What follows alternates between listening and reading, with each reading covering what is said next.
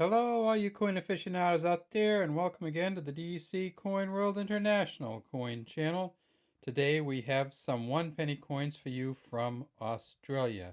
And as you can see, we have a big bunch of them. We have the 1944, the 1955, the 1966, and the 1977. No real reason for these four, except they're all 11 years apart, and I thought it'd be fun to do that. The other thing is we did the 1944 and 1955 and people loved them. And they said, can you compare those to the smaller, newer decimalization coins? And I said, sure. Let's get some Australian pennies, put them in a collection. Let's talk about all four of them. So here they are. So let's start with this one at the top, the 1944 penny. Now, of course, this penny was made during World War II. Australia was still in the midst of World War II in 1944. And this is the large kangaroo penny. And of course, in 1944, we're looking at the reverse of it, of course, because the king is on the front. And that would be King George VI on the front. But let's just look at the reverse again. It says Australia here. We have the kangaroo. We have this kind of star, or Northern Star perhaps. We have the 1944, and it says penny here. And this is in the style of the large cents that they had in Britain, that they had in Ireland, and they had a number of other UK countries, essentially. And you see that it has a geared kind of inner rim. If we tip it up on its edge, we see that it's smooth, and we can look and see that it is bronze. And when we flip it over, we do see that portrait of George VI, by the grace of God, king and ruler of all Britons, right here, king and ruler of all Britons,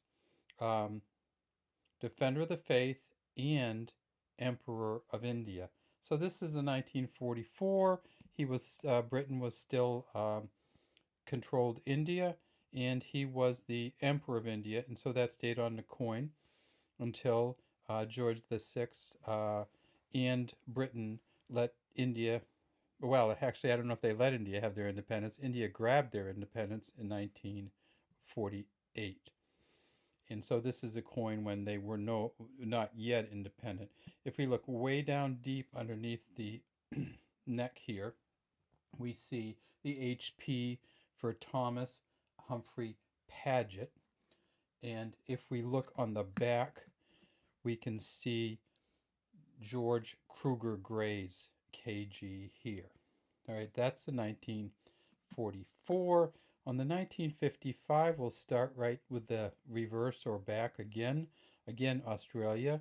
Again, George Kruger Gray's initials, the huge, huge kangaroo coin with the star. This is a much more defined star we see here in a much more defined date. So this coin, while it looks a little funky around here, has less wear in here. And that kind of works with these coins. Sometimes you can see the front paws or hands of the... In this one, you can very clearly see the dot after the penny. Now, when we see the dot after the penny, we want to take a look at that, because the dot after the penny means that it's from the Perth Mint, not the Melbourne Mint. Now, so you say, okay, well, I didn't see a dot after the penny in the 1944, so where was that from? And that would be, if there's no dot after the penny, then it's the Melbourne Mint, and we'll take a look at that. So in 1944, oops, gracious, there is a dot. So good thing we looked back at it. And there is also a kind of a funny little dot here. And so does that mean that that this is some kind of funny? No, that's just some crap that's on the coin there. But this is the dot after the penny. So in 1944, that means it's from the Perth Mint. So this is from Perth, because we have the dot. This one is from Perth, because we have the dot. Now, there's another difference, though, in these coins between the 44 and 55, and that is, of course, Queen Elizabeth became queen in 1953. So there's a 1953 coin that was only produced in 1953, and that's slightly different from this coin. The 1953, the first version or the coronation version of the Australian penny says Elizabeth II, Dea Gratia Regina. So it says Elizabeth II, Dea Gratia Regina without the FD.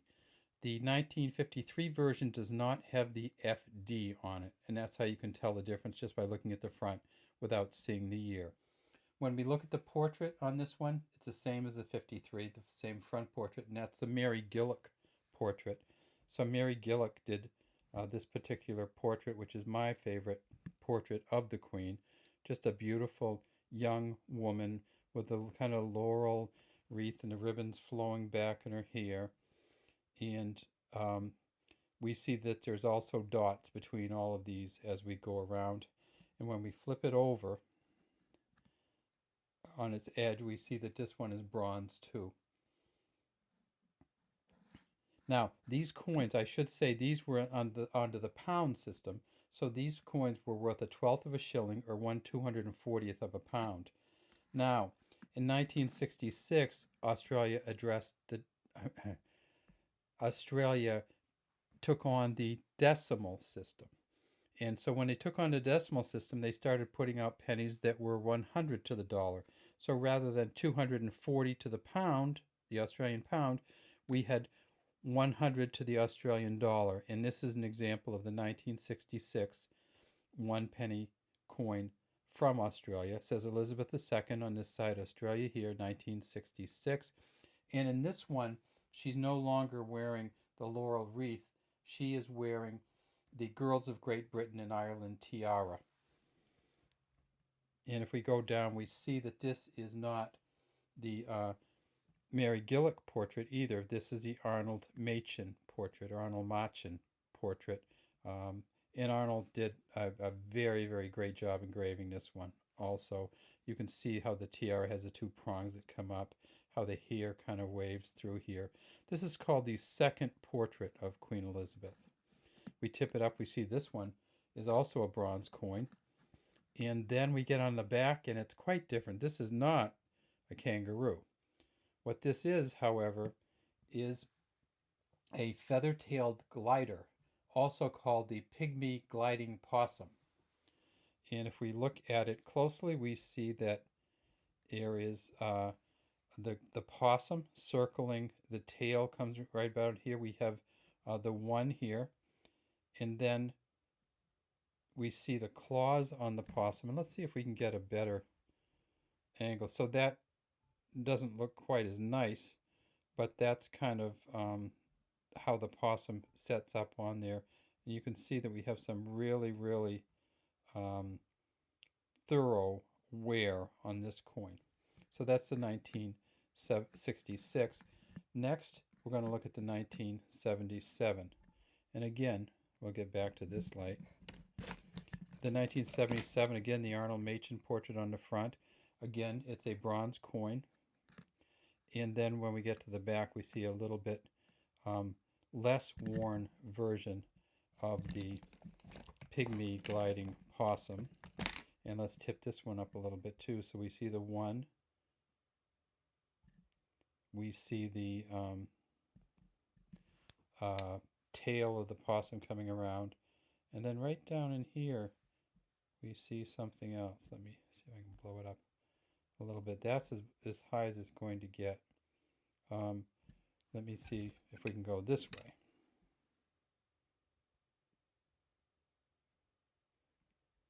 Now, I think we're not going to be able to blow this one up too well. But let me tell you that Stuart Devlin did this engraving, and his initials are indeed on there, though they're very hard to see. There we go. So look right there, there's an S and a D, and that is Stuart Devlin's initials. Now, there aren't as many of these coins as there could be, because the Australian government demonetized these in 1992. And when they did that, they did it for two reasons. One is because they're going to put out a new version of the coin, and the other is that they were going to use these coins um, to make the bronze medals. At least that's what they said for the Australian Olympics. So and I've seen that story in a couple different places, so I think it might actually be true. But these coins were not only demonetized, but they were collected by the Australian government and melted down for the 1992 bronze medals for the Olympics. All right, there's the 1944, the 1955, the 1966, and the 1977. Have a great day from the DC Coin World International Coin Channel.